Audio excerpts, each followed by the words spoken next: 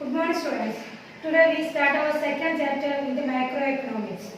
In this chapter, we discuss about the national income accounting or calculation of national income.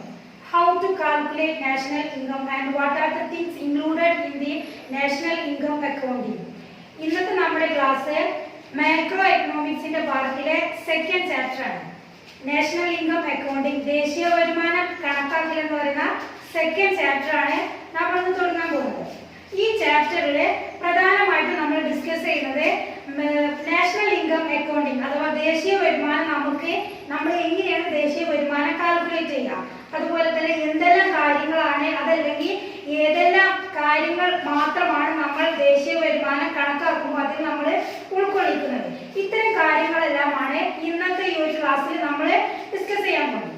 What are the things included in the national income accounting? ദേശീയ വരുമാനം നമ്മൾ കണക്കാക്കുമ്പോൾ എന്തെല്ലാം കാര്യങ്ങളാണ് നമ്മൾ അതിൽ ഉൾക്കൊള്ളുക, അല്ലെങ്കിൽ എന്തെല്ലാം കാര്യങ്ങൾ കൂട്ടിച്ചേർത്താലാണ് നമുക്ക് നമ്മുടെ രാജ്യത്തിന്റെ മൊത്തത്തിലുള്ള ദേശീയ വരുമാനം നാഷണൽ ഇൻകം നമുക്ക് എങ്ങനെയാണ് കിട്ടുക എന്നതാണ് നമ്മൾ ഇന്നത്തെ ക്ലാസ്സിൽ നമ്മൾ പറയാൻ പോകുന്നത്.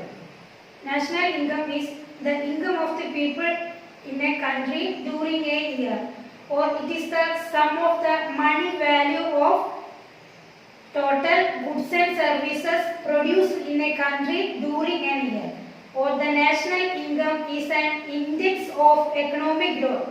National income is used to measure economic growth of a nation.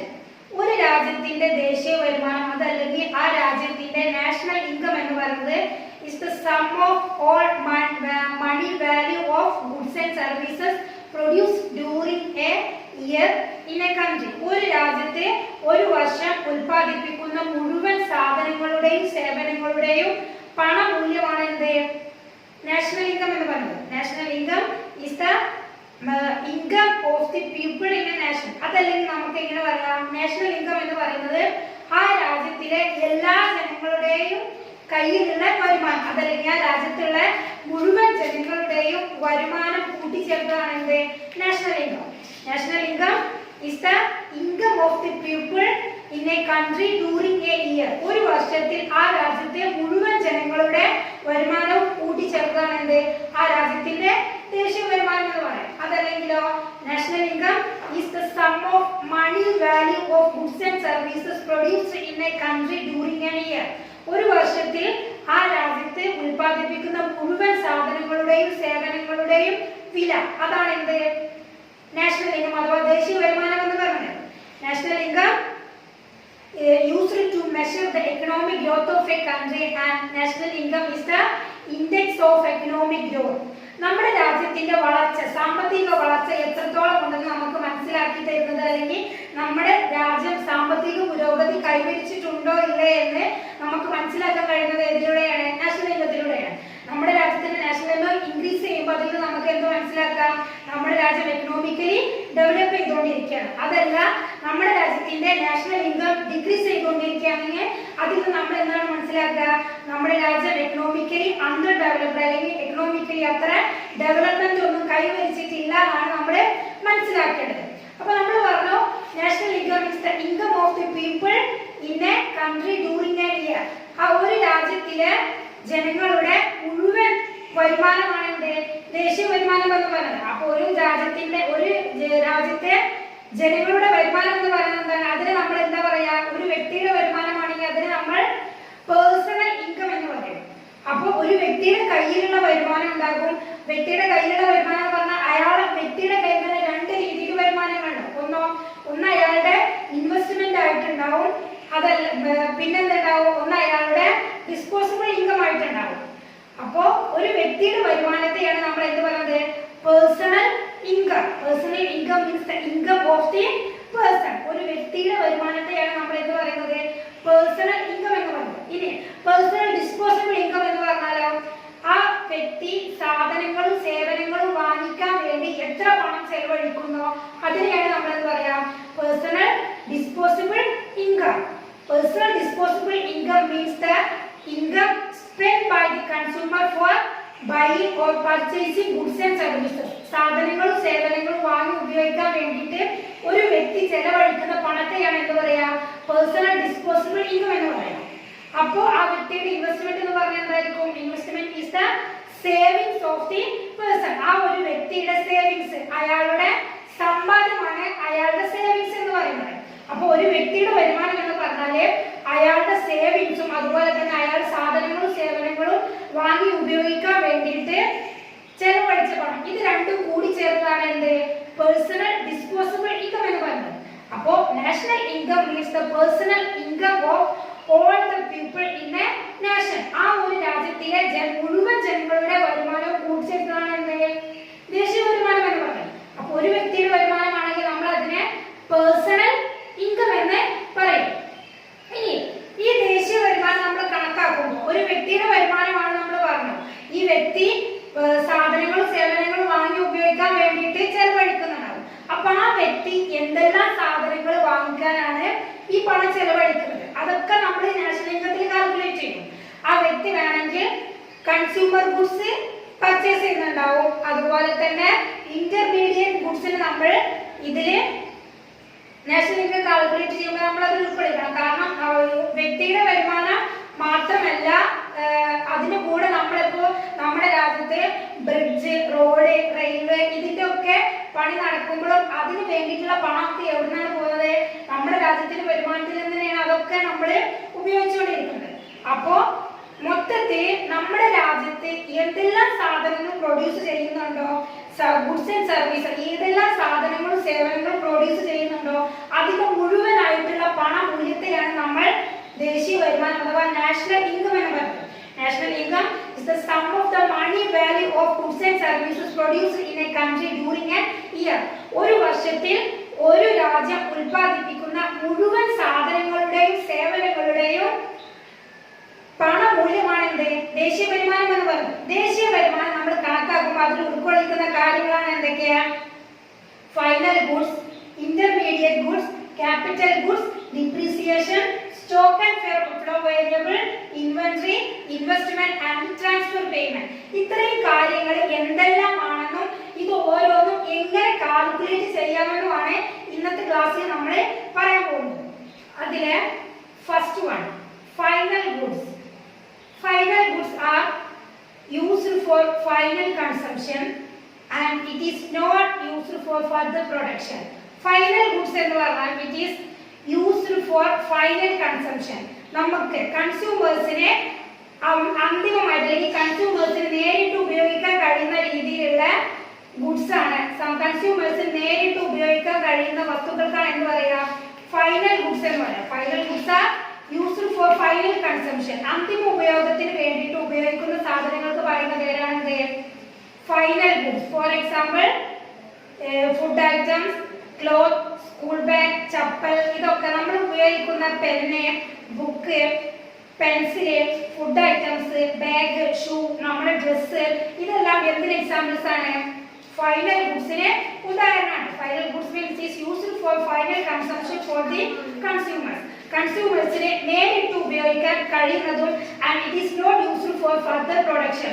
Production പ്രോസസ്സിനെ പിന്നീട് ഉപയോഗിക്കാത്തതുമായിട്ടുള്ള വസ്തുക്കൾക്കാണ് എന്ന് പറയാ ഫൈനൽ ഗുഡ്സ് എന്ന് പറയാം. രണ്ടാമതാണ് എന്ത്? Intermediate goods. Intermediate goods means it is the input for other product. അതല്ലെങ്കിൽ മറ്റൊരു പ്രോഡക്റ്റ് ഉൽപ്പാദിപ്പിക്കാൻ വേണ്ടിയിട്ട് നമ്മൾ റോ മെറ്റീരിയൽസ് ആയിട്ട് ഉപയോഗിക്കുന്ന പ്രോഡക്ട്സ് എന്ന് പറയുന്ന പേരാണ് intermediate goods. For example, threads are used to making cloth and bricks are used to build a building. ഇപ്പോ നമ്മൾ ഉദാഹരണമായിട്ട് പറയുകയാണെങ്കിൽ നൂല് നമ്മള് തുണി നെയ്തെടുക്കാൻ വേണ്ടി അല്ലെങ്കിൽ ഡ്രസ്സ് ഉൽപ്പാദിപ്പിക്കാൻ വേണ്ടിയിട്ട് നമ്മൾ നൂല് ഉപയോഗിക്കുന്നു. അതുപോലെ തന്നെ നമുക്കൊരു വീടുണ്ടാക്കാൻ വേണ്ടിയിട്ട് നമ്മൾക്ക് എന്തെല്ലാം ആവശ്യമാണ്? സിമെന്റ് ആവശ്യമാണ്, മണൽ ആവശ്യമാണ്, അതുപോലെ തന്നെ ബ്രിക്സ്, അതിന് വേണ്ട കല്ലൊക്കെ നമുക്ക് ആവശ്യമാണ്. അപ്പൊ ഇതൊക്കെ എന്താണ്? സാധനങ്ങളാണ്. ഇതൊക്കെ സാധനങ്ങളാണെങ്കിലും എന്താണ്? റോ മെറ്റീരിയൽസ് ആണ്.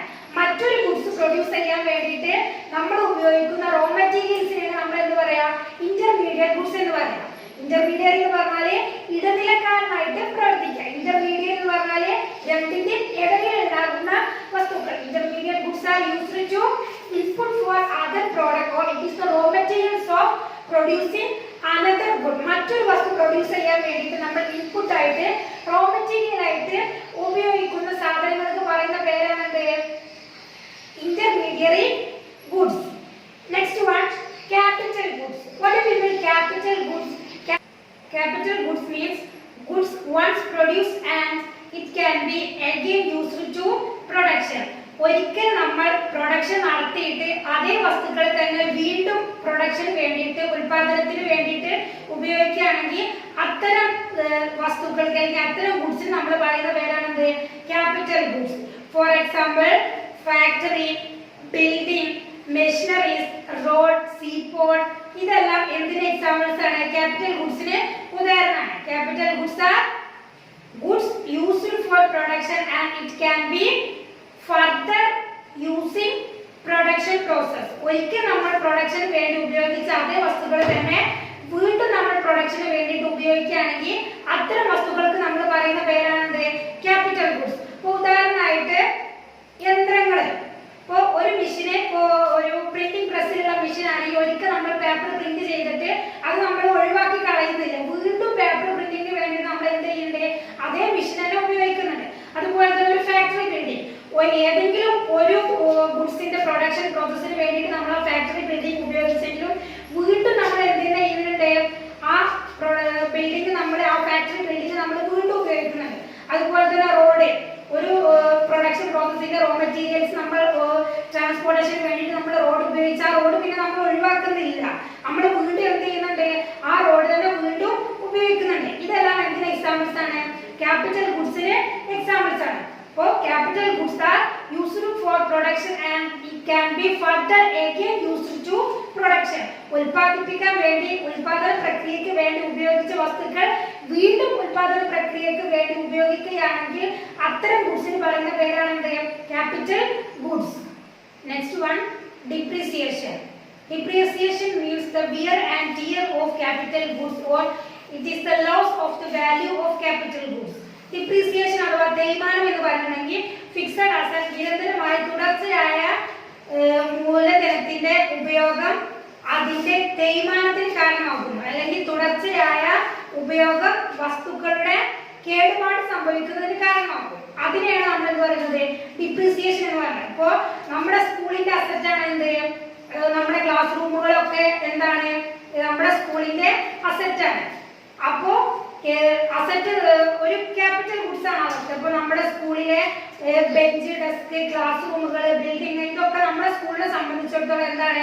നമ്മുടെ സ്കൂളിന്റെ ക്യാപിറ്റൽ ഗുഡ്സ് ആണ്. അപ്പൊ ഡിപ്രീസിയേഷൻ എന്ന് പറയുന്നത് എന്താണ്? Wear and tear of capital goods, or it is the loss of the value of capital goods. Capital ഗുഡ്സിന് വരുന്ന കേടുപാടുകൾക്കാണ് നമ്മൾ എന്ത് പറയാ? ഡിപ്രീസിയേഷൻ എന്ന് പറയാം. അപ്പൊ ഈ ഒരു 8-10 വർഷം തുടർച്ചയായിട്ട് ബെഞ്ച്, ഡെസ്ക് ഉപയോഗിച്ച സ്വാഭാവികമായിട്ട് എന്ത് ചെയ്യും? അതിന് കേടുപാടുകൾ സംഭവിച്ചിട്ടുണ്ടാവും. അതിന്റെ കയ്യോ കാലോ ഒക്കെ ഒടിഞ്ഞു പോയിട്ടുണ്ടാവും, ചിലത് കേട് വന്നിട്ടുണ്ടാവും. ആ രീതിയിലുള്ള കേടുപാടുകൾക്ക് പറയുന്ന പേരാണ് എന്ത്? ഡിപ്രീസിയേഷൻ. ഈ ഡിപ്രീസിയേഷൻ എങ്ങനെയാണ് നമ്മൾ നാഷണൽ ഇൻകത്തിന് കാൽക്കുലേറ്റ് ചെയ്യാം? ഫിക്സഡ് അസറ്റിൽ നിന്നും നമ്മൾ എന്ത് മൈനസ് ചെയ്യണം? ഡിപ്രീസിയേഷൻ എത്രയാണ് നമ്മൾ മൈനസ് ചെയ്യണം? ഈ നാഷണൽ ഇൻകം കാൽക്കുലേറ്റ് ചെയ്യുമ്പോൾ ഡിപ്രീസിയേഷൻ എങ്ങനെയാണ് നമ്മൾ കാൽക്കുലേറ്റ് ചെയ്യാൻ നമുക്കൊരു പ്രോബ്ലത്തിലൂടെ നമുക്ക് മനസ്സിലാക്കാം. ക്വസ്റ്റ്യൻ ഇതാണ്: a production unit purchase a new machine for ₹1 lakh. After 20 years a machine has to be replaced due to depreciation. So every year depreciation calculate. ഒരു production unit അല്ലെങ്കിൽ ഒരു ഉൽപാദന യൂണിറ്റ് 1 ലക്ഷം രൂപയ്ക്ക് ഒരു മെഷീൻ വാങ്ങി. ആ മെഷീന് 20 വർഷങ്ങൾക്ക് ശേഷം ഡിപ്രീസിയേഷൻ സംഭവിച്ച് ആ മെഷീൻ എന്ത് ചെയ്തു? പുതിയതായിട്ട് മാറ്റി സ്ഥാപിക്കുക, അല്ലെങ്കിൽ അതൊന്ന് റിപ്പയർ ചെയ്യാമെന്ന് വിചാരിച്ചു. അപ്പോ ഇതിന്റെ ഡിപ്രീസിയേഷൻ എങ്ങനെ നമ്മൾ കണക്കാക്കും? 1 ലക്ഷം രൂപ വെച്ചിട്ട് നമ്മൾ വാങ്ങിച്ച മെഷീനാണ്. ആ മെഷീനെ 20 വർഷം തുടർച്ചയായി ഉപയോഗിച്ചപ്പോൾ അതിന് ഡിപ്രീസിയേഷൻ വന്നു. ആ ഡിപ്രീസിയേഷൻ നമ്മൾ എങ്ങനെ കാൽക്കുലേറ്റ് ചെയ്യുമെന്നാണ് പറയാൻ പോകുന്നത്. ഈ പ്രോബ്ലം നോക്കാം. ഇതിലെ വാല്യൂ ഓഫ് മെഷീൻ, നമ്മൾ മെഷീൻ എത്ര രൂപ കൊടുത്തിട്ടാണ് വാങ്ങിയത്? 1 ലക്ഷം രൂപ കൊടുത്തിട്ടാണ് നമ്മൾ വാങ്ങിയത്. ഇയർ ഓഫ് യൂസിങ്, അത് എത്ര വർഷം നമ്മൾ ഉപയോഗിച്ചു? 20 വർഷം നമ്മൾ ആ ആ മെഷീന് പറ്റ കേടായിട്ട് നമുക്ക് ഒഴിവാക്കേണ്ടി വന്നിട്ടുണ്ട്. അപ്പൊ ഈ 20 വർഷത്തിന് മുമ്പ് ഓരോ വർഷം എന്ത് വന്നിട്ടുണ്ടാവും? ആ മെഷീനിന് പലതരത്തിലുള്ള തേയ്മാനങ്ങൾ വന്നിട്ടുണ്ടാവും. അപ്പൊ ഓരോ വർഷവും എത്ര രൂപയുടെ ഡിപ്രീസിയേഷൻ, എത്ര രൂപയുടെ തേയ്മാനം അവിടെ സംഭവിച്ചിട്ടുണ്ടെന്നാണ് നമ്മൾ നോക്കേണ്ടത്. അപ്പോ value of machine 1 lakh, year of using 20 വർഷം അവിടെ ഉപയോഗിച്ചിട്ടുണ്ട്. ഡിപ്രീസിയേഷൻ എങ്ങനെ കണക്കാക്കും? 1 lakh divided by 20 equal to 5000. 1 ലക്ഷത്തെ 20 കൊണ്ട് ഡിവൈഡ് ചെയ്ത് നമുക്ക് കിട്ടുന്നത് എന്താണ്? 5000. ഇതാണ് എന്ത് ഈ ഒരു മെഷീനിന്റെ ഡിപ്രീസിയേഷൻ എന്ന് പറയുന്നത്. The next thing included in the national income is called stock and flow variable. Variable means change in a factor. മാറ്റം വരുന്ന എന്തിനേയും നമ്മൾ എന്ത് പറയും? വേരിയബിൾ എന്ന് പറയും. ഈ വേരിയബിൾസ് രണ്ട് തരത്തിലുണ്ട്, stock variable and flow variable. Stock variable means a variable that can be measured at point of time, and the flow variable, the variable that can be measured at period of time. ഒരു പ്രത്യേക സമയത്ത് നമ്മൾ കണക്കാക്കുന്ന variables ആണെങ്കിൽ അതിനെ നമ്മൾ stock variable എന്ന് പറയും. അതുപോലെ തന്നെ ഒരു പ്രത്യേക കാലയളവിലാണ് നമ്മൾ കണക്കാക്കുന്നത് എന്നുണ്ടെങ്കിൽ അതിനെ നമ്മൾ ഫ്ലോ വേരിയബിൾ എന്നും പറയും. Stock variable means a variable that can be measured at point of time, and a flow variable means a variable that can be measured at period of time. ഒരു പ്രത്യേക സമയത്ത് നമ്മൾ മെഷർ ചെയ്യുന്ന, ഒരു പ്രത്യേക സമയത്ത് നമ്മൾ കണക്കാക്കുന്ന വേരിയബിൾസ് ആണ് എന്ത്? Stock variable. Examples of stock variables are supply of money, investment in bank, അതുപോലെ തന്നെ income of the consumer. ഇതെല്ലാം എന്തിന് എക്സാമ്പിൾസ് ആണ്? സ്റ്റോക്ക് വേരിയബിളിന് ഉദാഹരണങ്ങളാണ്. അതുപോലെ തന്നെ ഫ്ലോ വേരിയബിൾ എക്സാമ്പിൾസ് ആണ് നാഷണൽ ഇൻകം, എക്സ്പോർട്ട്, ഇമ്പോർട്ട്. ഇതെല്ലാം ഫ്ലോ വേരിയബിൾസിനും എക്സാമ്പിൾസ് ആണ്. ഇവിടെ കുറച്ച് സ്റ്റോക്ക് വേരിയബിൾസും ഫ്ലോ വേരിയബിൾസും തന്നിട്ടുണ്ട്. ഇതിൽ നിന്ന് നമുക്ക് സ്റ്റോക്ക് വേരിയബിൾസ് എന്തൊക്കെയാണ്, ഫ്ലോ വേരിയബിൾസ് ഏതെല്ലാമാണെന്ന് നമുക്ക് കണ്ടെത്തണം. Classify the following variables under the head stock and flow variable. Water in a tank, water that flows through a tank with an hour. Water in lake, water in river, well, income, investment, capital formation, supply of money and expenditure. ഇവിടെ എന്തെല്ലാം കാര്യങ്ങളാണ് കൊടുത്തിട്ടുള്ളത്? ഒരു water ടാങ്കിലെ വെള്ളം. ഈ water ടാങ്കിലെ വെള്ളം എന്ന് പറയുന്നത് എന്താണ്? സ്റ്റോക്ക് വേരിയബിൾ ആണോ ഫ്ലോ വേരിയബിൾ ആണോ? വാട്ടർ ടാങ്കിലെ വെള്ളം എന്ന് പറയുന്നത് നമുക്ക് ഒരു പീരീഡ് ഓഫ് ടൈമിലാണോ അതോ പോയിന്റ് ഓഫ് ടൈമിലാണോ നമുക്ക് കാൽക്കുലേറ്റ് ചെയ്യാൻ പറ്റുക? ഒരു പീരീഡ് ഓഫ് ടൈമിലാണ്. ഒരു മണിക്കൂർ നേരത്തേക്ക് അല്ലെങ്കിൽ ഒരു ദിവസത്തിലെ വാട്ടർ ടാങ്കിലെ വെള്ളം എത്രയുണ്ട് നമുക്ക് കണക്കാക്കാൻ പറ്റും. അപ്പൊ അതുകൊണ്ട് നമ്മള് വാട്ടർ ടാങ്കിലെ വെള്ളത്തിന് നമ്മൾ സ്റ്റോക്ക് വേരിയബിൾ എന്നാണ് പറയാം. അതുപോലെ തന്നെ water that flows through tap within hour, ഒരു മണിക്കൂറിലെ ഒരു ടാപ്പിലൂടെ ഒഴുകുന്ന വെള്ളം. അവിടെ ഒരു പ്രത്യേക കണക്ക് പറഞ്ഞിട്ടുണ്ട്, ഒരു മണിക്കൂർ, ഒരു പ്രത്യേക പീരീഡ് പറഞ്ഞിട്ടുണ്ട്. അതുകൊണ്ട് തന്നെ അതിനെ നമ്മൾ ഫ്ലോ വേരിയബിൾ ആയിട്ട് കണക്കാക്കും. വാട്ടർ ഇൻ എ ലേക്ക്, ഒരു തടാകത്തിലെ വെള്ളം. ആ തടാകത്തിലെ വെള്ളം എങ്ങോട്ടും പോകുന്നില്ല, എങ്ങോട്ടും ഒഴുകി പോകുന്നില്ല. അതുകൊണ്ട് തന്നെ നമുക്ക് അതിനെ സ്റ്റോക്ക് വേരിയബിൾ ആയിട്ട് കണക്കാക്കാം. Then water in A river, ഒരു പുഴയിലെ വെള്ളമാണെങ്കിലോ അതൊരു സമയത്ത് എത്ര നമുക്ക് കണക്കാക്കാൻ പറ്റുമോ? ഇല്ല. വർഷക്കാലത്ത് ഇത്ര വെള്ളം ഉണ്ടായിരുന്നു, വേനൽക്കാലത്ത് ഇത്ര വെള്ളം ഉണ്ടായിരുന്നു മാത്രമേ നമുക്ക് കണക്കാക്കാൻ കഴിയുള്ളൂ. അതുകൊണ്ട് തന്നെ അത് പ്രത്യേക പീരീഡിലാണ് കണക്കാക്കുന്നത്.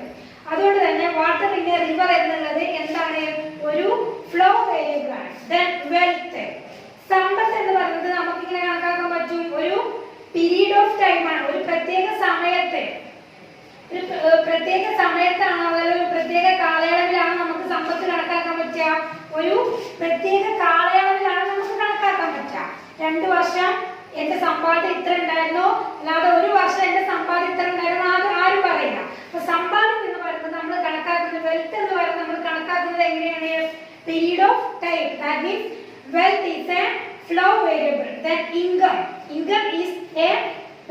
is measured at point of time. That means income is a stock variable.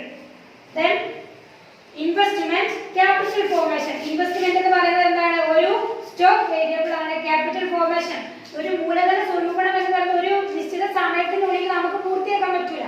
ഒരു പ്രത്യേക കാലം, 2 മാസം 3 മാസം വെച്ചിട്ടാണ് നമുക്ക് ഈ ക്യാപിറ്റൽ ഫോർമേഷൻ നമുക്ക് സാധിക്കുള്ളൂ. അതുകൊണ്ട് തന്നെ ക്യാപിറ്റൽ ഫോർമേഷൻ എന്ന് പറയുന്നത് എന്താണ്? ഒരു ഫ്ലോ വേരിയബിൾ ആണ്. Then supply of money and expenditure. Expenditure എന്ന് പറയുന്നത് എന്താണ്? ചെലവ്. അത് ആ എക്സ്പെൻഡിച്ചറിന് നമുക്ക് സ്റ്റോക്ക് വേരിയബിൾ ആയിട്ട് കണക്കാക്കാം. അതുപോലെ തന്നെ supply of money, supply of മണിയെ നമുക്ക് സ്റ്റോക്ക് വേരിയബിൾ ആയിട്ടും കണക്കാക്കാം. Next we discuss about inventory. Inventory of a firm means the stock of output that could not be sold in a year. ആ ഒരു വർഷത്തിൽ വിൽക്കാൻ കഴിയാത്തതും അടുത്ത വർഷത്തേക്ക് മാറ്റുന്നതുമായ സ്റ്റോക്കിനെയാണ് എന്ത് പറയാ? ഇൻവെന്ററി എന്ന് പറയാം.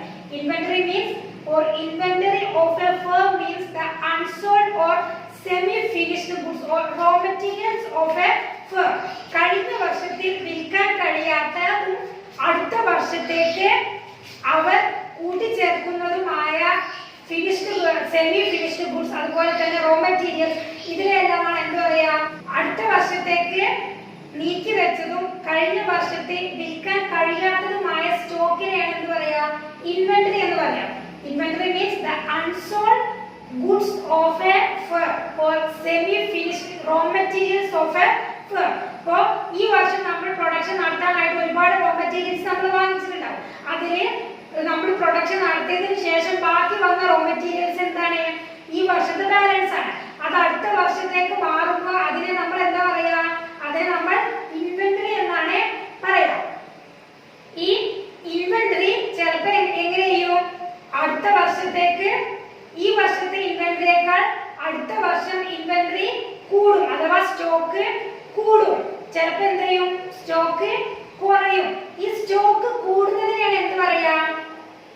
സ്റ്റോക്ക് കൂടുന്നതിന് അക്യുമുലേഷൻ ഓഫ് ഇൻവെന്ററി എന്ന് പറയും, അഥവാ സ്റ്റോക്കിന്റെ അധികരിക്കൽ എന്ന് പറയും. അതുപോലെ തന്നെ സ്റ്റോക്ക് കുറയുകയാണെങ്കിലോ? സ്റ്റോക്ക് കുറയുകയാണെങ്കിൽ അതിനെ നമ്മൾ ഡീക്യുമുലേഷൻ ഓഫ് ഇൻവെന്ററി എന്ന് പറയും, അഥവാ സ്റ്റോക്കിന്റെ കുറവ് എന്നും പറയും. ഇനി എങ്ങനെയാണ് നമ്മൾ ഇൻവെന്ററിയിൽ വരുന്ന ഈ മാറ്റം, ഇൻവെന്ററി കൂടുതലാണോ കുറവാണോ എന്ന് നമ്മൾ എങ്ങനെ കണ്ടെത്തും? അഥവാ ഈ വർഷത്തിൽ നമുക്ക് കുറച്ച് സ്റ്റോക്ക് ഉണ്ടായിരുന്നു, ആ സ്റ്റോക്കും കൂടെ കൂട്ടിയിട്ട് നമ്മൾ അടുത്ത വർഷം പ്രൊഡ്യൂസ് ചെയ്തു, ആ വർഷം കുറച്ച് സ്റ്റോക്ക് നമുക്ക് ബാക്കി വന്നു. അപ്പോ ഇതിൽ ഈ വർഷം ബാക്കി വന്ന സ്റ്റോക്ക് ആണോ കൂടുതൽ, കഴിഞ്ഞ വർഷം ബാക്കി വന്ന സ്റ്റോക്ക് ആണോ കൂടുതൽ എന്ന് നമ്മൾ എങ്ങനെ കാൽക്കുലേറ്റ് ചെയ്യും? അത് നമുക്ക് നോക്കാം. ഇൻവെന്ററിയിൽ വന്ന മാറ്റം മനസ്സിലാക്കാൻ ഇക്വേഷൻ എന്താണ്? Change in inventory equal to opening stock minus closing stock. Opening സ്റ്റോക്കിൽ നിന്നും ക്ലോസിംഗ് സ്റ്റോക്ക് മൈനസ് ചെയ്താൽ നമുക്ക് എന്ത് കിട്ടും? ഇൻവെന്ററിയിൽ വന്ന മാറ്റം എത്രയാണെന്ന് നമുക്ക് കിട്ടും. ഒന്നുകിൽ ഇൻവെന്ററി അധികരിക്കും അല്ലെങ്കിൽ ഇൻവെന്ററി കുറയും. ഇൻവെന്ററി അധികരിക്കുന്നതിനാണ് നമ്മൾ എന്ത് പറയാ? accumulation of inventory, or the accumulation of inventory means the value of inventory at the beginning of year is less than the value of inventory at the end of a year. ആ ഒരു വർഷത്തിന്റെ തുടക്കത്തിൽ ഉണ്ടാകുന്ന ഇൻവെന്ററിയുടെ അളവിലുള്ള മാറ്റം ആ വർഷാവസാനത്തെ ഇൻവെന്ററിയേക്കാൾ കൂടുതലാണെങ്കിൽ അതിന് നമ്മൾ എന്ത് പറയും? അക്യുമുലേഷൻ ഓഫ് ഇൻവെന്ററി എന്ന് പറയും. അതുപോലെ തന്നെ the value of inventory at the end of a year is less than the value of inventory at the beginning of year. ഈ കഴിഞ്ഞ വർഷത്തെ ഇൻവെന്ററിയിൽ ഉണ്ടാകുന്ന മാറ്റത്തേക്കാൾ കുറവാണ് ഈ വർഷത്തിൽ ഉണ്ടാകുന്ന ഇൻവെന്ററിയുടെ മാറ്റമെങ്കിൽ അതിനെ നമ്മൾ ഡിക്യുമുലേഷൻ ഓഫ് ഇൻവെന്ററി എന്നും പറയും. ഇൻവെന്ററിയിൽ ഉണ്ടാകുന്ന കുറവെന്ന് നമ്മൾ പറയും. ഇനി ഈ ഇൻവെന്ററിയിൽ ഉണ്ടാകുന്ന മാറ്റം എങ്ങനെയാണ് നമ്മൾ കാൽക്കുലേറ്റ് ചെയ്യാന്ന് നോക്കാം. ഇൻവെന്ററി നമ്മൾ കണക്കാക്കുമ്പോൾ ആ വർഷത്തിന്റെ തുടക്കത്തിലുള്ള ആ ഒരു സ്റ്റോക്ക് അതിന് നമ്മൾ ഓപ്പണിംഗ് സ്റ്റോക്ക് എന്ന് പറയും. അതുപോലെ തന്നെ ആ ഓപ്പണിംഗ് പ്രൊഡക്ഷൻ നടത്തിയിട്ട് ആ വർഷാവസാനം ബാക്കി വരുന്ന സ്റ്റോക്കിനെ നമ്മൾ ക്ലോസിംഗ് സ്റ്റോക്ക് എന്നും പറയും. അപ്പോൾ ഓപ്പണിംഗ് സ്റ്റോക്കും ക്ലോസിംഗ് സ്റ്റോക്കും കമ്പയർ ചെയ്ത് നോക്കുമ്പോൾ ഓപ്പണിംഗ് സ്റ്റോക്ക് ആണ് കൂടുതൽ എന്നുണ്ടെങ്കിൽ അതിന് നമ്മൾ ഡീക്യുമുലേഷൻ ഓഫ് ഇൻവെന്ററി എന്നും ക്ലോസിംഗ് സ്റ്റോക്ക് ആണ് കൂടുതൽ ഉള്ളതെങ്കിൽ അതിന് നമ്മൾ അക്യുമുലേഷൻ ഓഫ് ഇൻവെന്ററി എന്നും പറയും. The value of inventory at the beginning of year is more than the value of inventory at the end of a year is called accumulation of inventory, and the value of inventory is less than the value of inventory at the end of a year is called a decumulation of inventory എന്നും പറയും. ഈ question ശ്രദ്ധിക്കാം. A firm stock as an 1st April 2014 was rupees 700 crore. Its stock decreased to 300 crore by 31st March 2015. ഒരു സ്ഥാപനത്തിന്റെ stock 2014 April 1 ഒരു സ്ഥാപനത്തിന്റെ stock 700 കോടിയായിരുന്നു. അത് 2015 March 31 ആയപ്പോഴേക്കും ആ സ്ഥാപനത്തിന്റെ സ്റ്റോക്ക് 300 കോടി രൂപയായിട്ട് കുറഞ്ഞു. ഇതിൽ നിന്നും ആ സ്ഥാപനത്തിന്റെ ഇൻവെന്ററിയിൽ വന്ന മാറ്റം നമ്മൾ കണക്കാക്കാം. അപ്പോ ഇൻവെന്ററിയിൽ വന്ന മാറ്റം കണക്കാക്കാൻ നമ്മുടെ ഇക്വേഷൻ എന്തായിരുന്നു? Change in inventory equal to opening stock minus closing stock. ഇവിടെ നമ്മുടെ ഓപ്പണിംഗ് സ്റ്റോക്ക് ആയിട്ട് നമ്മൾ എത്രയാണ് കണക്കാക്കുക? ഏറ്റവും ആദ്യത്തെ വർഷത്തിലുള്ള സ്റ്റോക്ക് അഥവാ 2014 നമ്മുടെ സ്റ്റോക്ക് എത്രയാണ്? 700 രൂപയാണ്. 2015 മാർച്ച് അവസാനം ആയപ്പോഴേക്കും സ്റ്റോക്ക് എത്രയായിട്ട് കുറഞ്ഞു? 300 രൂപയായിട്ട് കുറഞ്ഞു. ഇതിൽ നിന്നും നമ്മൾ എന്ത് ചെയ്യണം? ഇൻവെന്ററിയിൽ വന്ന മാറ്റം നമ്മൾ കണ്ടെത്തണം. അപ്പോൾ ഓപ്പണിംഗ് സ്റ്റോക്കിൽ നിന്നും ക്ലോസിംഗ് സ്റ്റോക്ക് മൈനസ് ചെയ്യാം. 700 മൈനസ് 300 ഈക്വൽ ടു ഈ 400 എന്ന് പറയുന്നതാണ് എന്ത്? നമ്മുടെ ചേഞ്ച് ഇൻ ഇൻവെന്ററി എന്ന് പറഞ്ഞത്. അപ്പോൾ ഇവിടെ ഇൻവെന്ററിയിൽ എന്ത് മാറ്റമാണ് വന്നിട്ടുള്ളത്? അക്യുമുലേഷൻ ആണോ ഡീക്യുമുലേഷൻ ആണോ വന്നിട്ടുള്ളത്? അക്യുമുലേഷൻ എന്ന് പറഞ്ഞാൽ ഈ 700-നേക്കാൾ കൂടുതലാണെങ്കിൽ, ഓപ്പണിംഗ് സ്റ്റോക്കിനേക്കാൾ കൂടുതലാണെങ്കിൽ അതിനെ നമ്മൾ എന്ത് പറയും? അക്യുമുലേഷൻ എന്ന് പറയും. ഓപ്പണിംഗ് സ്റ്റോക്കിനേക്കാൾ കുറവാണെങ്കിലോ അതിനെ നമ്മൾ ഡീക്യുമുലേഷൻ എന്നും പറയും. ഇപ്പൊ ഇവിടെ സംഭവിച്ചിട്ടുള്ളത് എന്താണ്? ഓപ്പണിംഗ് സ്റ്റോക്ക് എത്രയായിരുന്നു?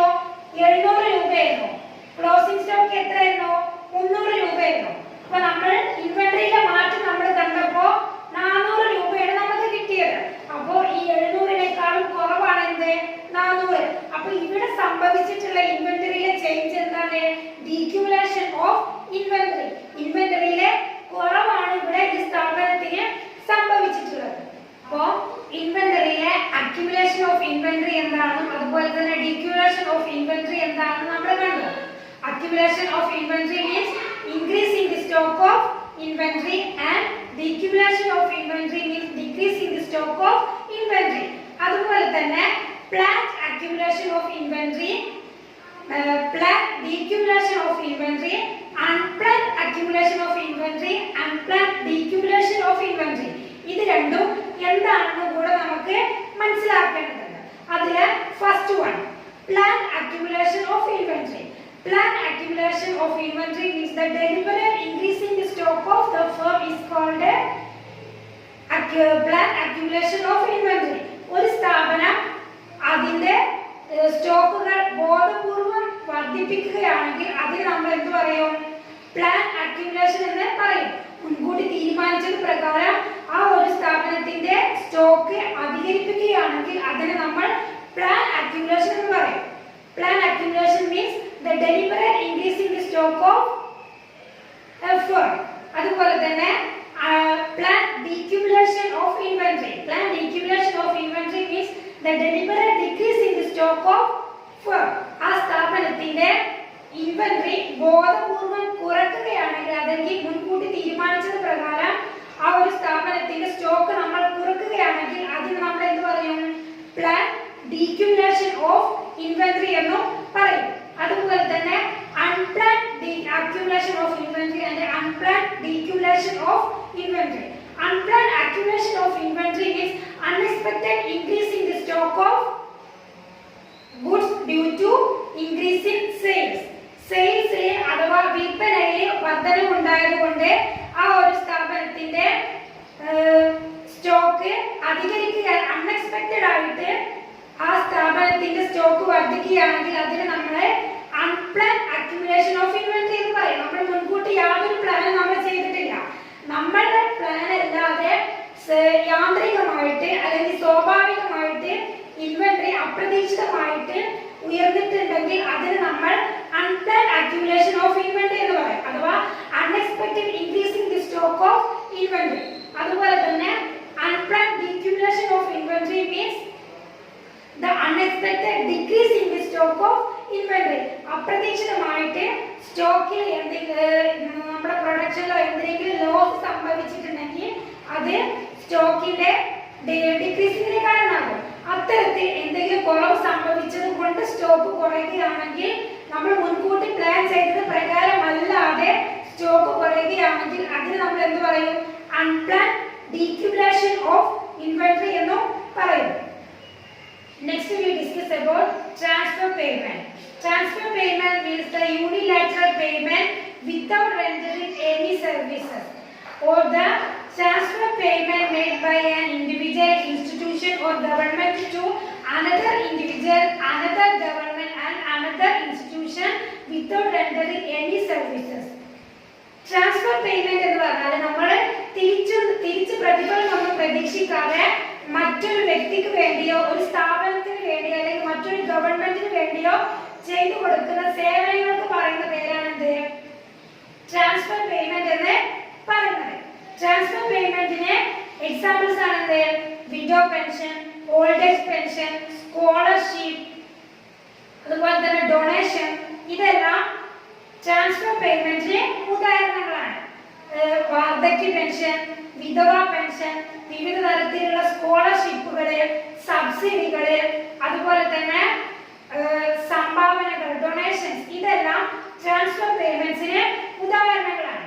Transfer payment means the unilateral payment made by rendering any other services, or the transfer payment made by any individual, government or institution to another individual, another government or institution. നമ്മൾ തിരിച്ച് പ്രതിഫലം ഒന്നും പ്രതീക്ഷിക്കാതെ മറ്റു വ്യക്തികൾക്ക് ചെയ്തു കൊടുക്കുന്ന സേവനങ്ങൾക്ക് പറയുന്ന പേരാണ് ട്രാൻസ്ഫർ പേയ്മെന്റ്സ് ആണ്. അപ്പോൾ ഗവൺമെന്റ് വിവിധ തരത്തിലുള്ള സ്കോളർഷിപ്പുകൾ സ്റ്റുഡൻസിന് വേണ്ടി കൊടുക്കുന്നുണ്ട്. അത് നമ്മുടെ കയ്യിൽ നിന്ന് എന്തെങ്കിലും ഗവൺമെന്റിന് തിരിച്ച് എന്തെങ്കിലും റിട്ടേൺ അവർ പ്രതീക്ഷിച്ചിട്ടാണോ കൊടുക്കുന്നത്? അല്ല. അതുപോലെ തന്നെ old age pension, widow pension, subsidy, ഇതെല്ലാം ഗവൺമെന്റ് പ്രൊവൈഡ് ചെയ്യുന്നുണ്ട്. അതെല്ലാം ഗവൺമെന്റ് തിരിച്ചൊന്നും പ്രതീക്ഷിക്കാതെയാണ് കൊടുക്കുന്നത്. അതുപോലെ തന്നെ ചില വ്യക്തികൾ സംഭാവന കൊടുക്കുന്നത്, വ്യക്തികൾക്കോ സ്ഥാപനങ്ങൾക്കോ ഒക്കെ സംഭാവന ഡൊണേഷൻസ് കൊടുക്കുന്നത് എങ്ങനെയാണ്? ട്രാൻസ്ഫർ പേയ്മെന്റ് തന്നെ ആണ്. ഈ ട്രാൻസ്ഫർ പേയ്മെന്റ് രണ്ട് തരത്തിലുണ്ട്. First one current transfer payment and capital transfer payment.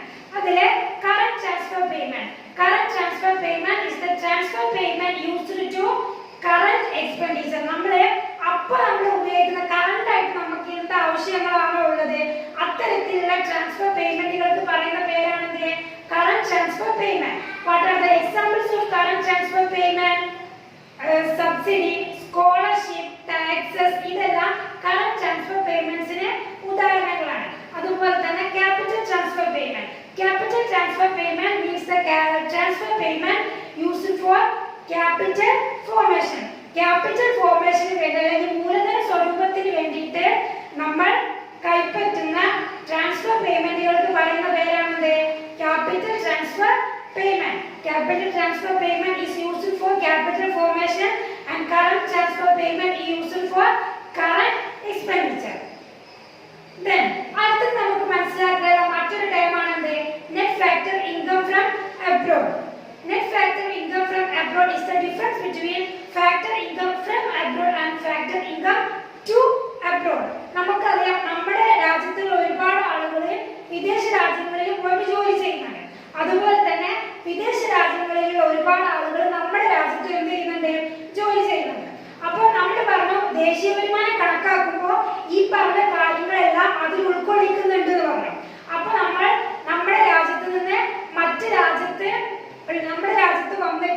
മറ്റു രാജ്യത്തുള്ള ആളുകൾ ജോലി ചെയ്യുമ്പോൾ അവർക്ക് നമ്മൾ സാലറി കൊടുക്കണം.